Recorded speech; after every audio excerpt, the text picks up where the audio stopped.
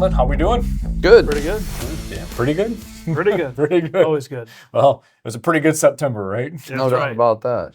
If you're looking at your portfolio, sir. Then it was pretty good, right? So, well, hey, you're jumping in. Yeah, Let's tell do us about it So, for September. You know, like we do every pod, we like to talk about the two main cornerstone indices that would kind of represent a construct of a portfolio, or how about a benchmark that we might be trying to hold ourselves to. And the first one that we like to talk about is the S&P 500, top 500 companies in the U.S. measured by market cap. Another wonderful month for the S&P 500, up 3.53% on the month. This is a fifth consecutive up month for the S&P 500. We'll get into kind of, you know, the trend that we're seeing play out here. But it's been good to be invested, and we've known that, right? It's been good. The other thing we like to look at, not everybody owns bonds, but, you know, typically when you retire, a dimension of diversification that we add is a little bit of fixed income exposure. So what is the bond proxy, if you will, the thing that we like to kind of say, this is the bond market? That's the aggregate bond index. Basket of bonds, that was up for the month as well, 1.09%. So bonds were not left behind. And there's a reason why. Right. And I think we can unpack a lot of that, you know, in the pod today. So before we get to kind of getting into the unpacking, you know, one more kind of quick touch on the portfolios, right? Yeah. Any big changes there? Not a whole lot. You know, the old saying, make hay when the sun shines. It's this idea that when the hay is dry, it's the time to get it in a bundle. Think of your portfolio in a similar fashion. There's a time to really lean into risk and really make sure that you've got the things that would generate alpha, you know, the things that would do well in a risk-on environment, just making sure that those are at work in your portfolio. Few little notches we did, and you know, but for all intents and purposes, we've been on this trend. Yeah. Right. So let's get back to the unpacking. Yeah. Right. So the last, you know, 3, 4, 5, 6 months, there's been a lot of reasons to maybe not be invested, or not bring that money into invest, or not stay invested. Right. You know, where do we stand with some of that? Well, you know, it's this idea, and this year has really put reason to the saying, Wall Street climbs a wall of worry. Right? It's a Warren Buffett saying. And it's this idea that the market tends to stand tall in the most challenging environments. And sure, the volatility that's associated with headlines and different current events, things like that, yeah, you'll get it. But it proves the point that you have to see through the headlines and focus on what's important. Tune out the noise, take in the signal. So this year, think about it. I mean, everything from tariffs, inflation, you know, soft housing data, soft jobs market data, geopolitical concerns, social unrest. Had you been managing your portfolio on these headlines, you'd be in a much different place, and you know, the way it's played out, a worse off place from a performance standpoint, versus paying attention to what really matters. And what really matters doesn't come with, and I'll just say it, a sexy headline. But remember what the media is out there to do: sell ads, right? And so how do I get your attention? I bring up something that is emotionally provocative. And that doesn't come with the things that you get paid to look at in the market. So again, I hope that you've been able to see through this, recognize we're investors for long periods of time. Certainly we've been leaning into the elements that really matter in portfolios, but this just goes to show why there is the saying out there, Wall Street climbs a wall of worry. And then I've been doing this for a long time. I like to put my own touch on this saying, if there wasn't something to worry about, that would be the worry in and of itself. Well, kind of touching on, you know, the reasons maybe not to invest, what are some of the positive takeaways? You talked about 5 straight months of positive performance. The market's shown just a ton of resilience, you know, since April, where we saw Liberation Day with tariffs and a lot of the geopolitical tensions. But, you know, what are some of the positive takeaways that we can share with our clients and our base here? Yeah, so what I think that you want to unpack from that kind of vantage point is just the fact that 5 straight consecutive months of upside in the S&P 500, that, you know, is putting us in really some historical environments with respect to bull trending markets. Did you notice I said a word, trend? Markets trend. In fact, there are complete investment strategies that are all focused on trend following. So is it surprising that the market had 5 consecutive up months? Not really. Because when the momentum gets going, the trend gets set, and oftentimes the market likes to follow the trend. Yeah. So the fact of the matter is, we've got that at work for us. Did you know that this September was the second best September in the last 25 plus years? I think it was in the last 27 years. It was a statistic that I read. But think of that. I mean, what a robust movement as we closed out that third quarter in the face of all of the headline risk that we've had all year and the negative sentiment that's been out there. But we've been able to prove through and get through it all. And we've got a trending market to the upside. That's very good.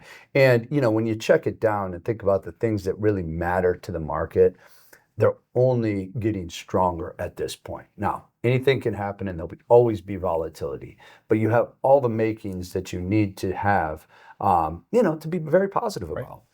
Another asset class that we haven't really touched on, you know, yet today, right? We've got, you know, our equity, we've got fixed income, but there's this alternative basket, you know, precious metals, gold. You know, obviously some very good strength there this year with performance. You know, what's gold telling us? Yeah. Well, I think that the last part of your question there, what's gold telling us? We could take that a few different directions, but let's just think about gold as an asset this year. Why do we own it in client portfolios? The hard asset. Why do we own it? Well, we own it because of dollar depreciation. You know, the more dollars that we print, the weaker the dollar gets. So, I mean, technically, it's not that the gold gets any more valuable, it's the dollar gets less valuable. So it's a good hedge against inflation. So are stocks, by the way, you know, and we've talked about this. You own a share of a company, the next day you wake up, the share is worth more. Well, is it that the company's really worth more, or is the dollar worth less and it takes more dollars to buy that share of the company? So gold, it's that same impulse, that inflation impulse. Now, when you think about gold, and the other thing that it can be is insurance against everything else failing. So with the 50+% move in gold this year, as of, you know, end of September, is there something that we should be paying attention to besides the inflation hedge impulse? Is there something there that people are scrambling for insurance? Not that we have to act on that right now, but you better believe that is on our list of things that could support that it's not all good out there. And you have to be rational. You have to be able to adapt. You have to be able to go with the flow as you take in data points. So it's good. We'll take the win. Got it in client portfolios. That's wonderful. But we also have to recognize that there's an element of gold that makes investors, you know, it's where they go when things get, when they get nervous, when investors get nervous. So, you know, keep an eye on that. But in the meantime, we'll continue to enjoy the movement up. Always stay nimble, right? That's right. Talking you know, about like some data points, right? Had a Fed decision here in September. You know, are we seeing a paradigm shift here in policy, or you know, what do we take away from the meeting? If anybody wants to go review our last podcast, we said, you know, I think Derek, you put me on the spot. I tried to. What's the Fed going to do? We got it 100% right, so that's good. Yeah, we saw a 25 basis point, you know, interest rate lowering in the month of September. So that's good. It wasn't a big one. You know, typically the Fed moves in quarter point movements, up or down. That's kind of standard, you know, for the Fed. Anything that would be more, that would be larger is kind of out of the ordinary. Now, perhaps the Fed is a little bit behind on their cutting cycle. And so the thought was perhaps there's a chance they might do a bigger cut, an outsized cut in September, but they didn't. And the reason why I would have assumed that they didn't is because you still see dissent amongst the Fed governors. So not everybody is so convinced that we need to be cutting rates right now. I think that the inflation fight is not over. And, you know, higher interest rates are one of the ways that we are able to fight inflation. The problem that we have right now is a lack of clarity in the jobs market. And so I think that with that lack of clarity, with some economic data points turning down a little bit, getting less hot, you might see the Fed be willing to move on, you know, lowering interest rates, but I don't think it's going to be anything that's expedited. I think it's going to probably be this drumbeat of quarter point movements lower. Jay Powell is going to be out early next year. So with a new, Fed governor, that might mean that we would see maybe that's the point at which it accelerates. But I think we got to be careful here because remember, when rates come down, it allows that inflation fire to begin to, kind of come back into focus, right? Mm-hmm. And so, Chairman Powell wants to go slow. We'll see where we go. But I do believe that we're starting on a cutting cycle. Yeah.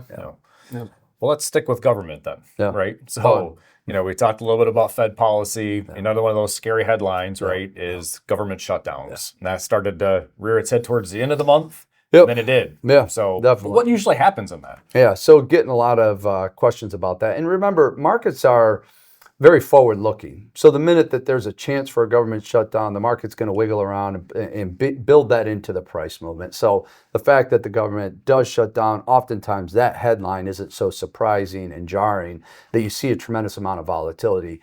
You've been catching the volatility building up to that moment. And so in that space, recognize the market is kind of prepared for it. If you look at the last 5 government shutdowns, actually the market has returned positive, through that period of time. Over the last, say, 30 years, government shutdowns have been handled pretty well by the market.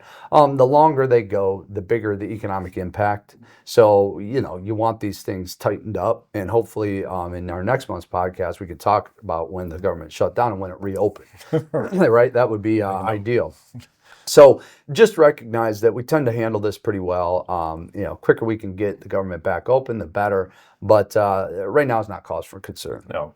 Well, and that's good to know because that's just kind of one of those additional headlines, right? That's right. And as you just mentioned, we'll make sure we stick it on there next month. But yeah, we'll touch it. Looking ahead to next month, do we see any, not roadblocks or speed bumps or any of those things, but what do we see out there? So, market's trending. And we've had, a very, very positive stretch of months here. That opens the market up to volatility because, they'll say the market takes the stairs up and the elevator down. I mean, that just speaks to when the market needs to get a volatility move out of the way to the downside, it usually happens pretty quick and aggressively. So, just be prepared that the more that we move higher, the market needs to go test and make sure that people that were buying meant that they were going to buy and hold it. They want strong hands, not weak hands. So how does the market test that? With volatility. And so expect that there's going to be volatility. And we're in that time of year where you tend to find volatility. Down in Florida, you worry about hurricane season. We get to the fall months, you tend to find volatility in the markets. Yeah. So understand that very well may play out, but realize the consumer is strong. Corporate earnings have actually been really good. And we're about to start getting into earnings season. Mm-hmm. They've been very impressive. And, the economic data points, there's a few weak ones out there. There's a lot of strong ones out there. So this backdrop of, we got to go make hay. Yeah. The sun's shining. Yeah. And so there may be a few clouds that pass through, but this is the time because it won't always be the time.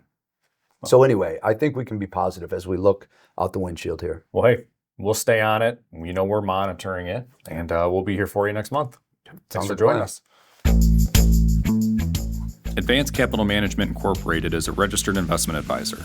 Information presented on this program is believed to be factual and up to date, but we do not guarantee its accuracy, and it should not be regarded as complete analysis of the subjects discussed. Information presented is for educational purposes only and does not intend to make an offer or solicitation for the sale or purchase of any specific securities, investments, or investment strategies. Investments involve risk and, unless otherwise stated, are not guaranteed. Be sure to first consult with a qualified financial advisor before implementing any strategy discussed herein. Tax and estate planning information should not be construed as formal legal or tax advice. Always consult an attorney or tax professional regarding your specific legal or tax situation. Thank you, and we look forward to seeing you next month.